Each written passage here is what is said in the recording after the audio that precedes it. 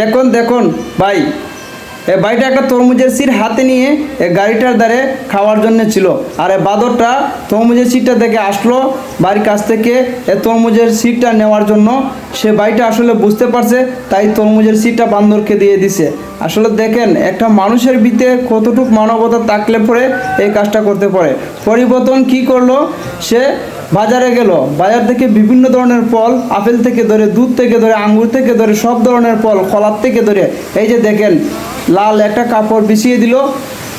কাপড়টার উপরে সব ধরনের ফল এবং সব ধরনের বিস্কুট, সব ধরনের বাদাম, সব ধরনের বুট এই বাইটা এই তিরপালটার মাঝে রাখলো। এই লাল যে কাপড়টা বিছিয়ে দিল, এই কাপড়টার উপর রাখলো। দেখেন এবার সব ধরনের বাদর আসলো, সব ধরনের বাদর আসলো।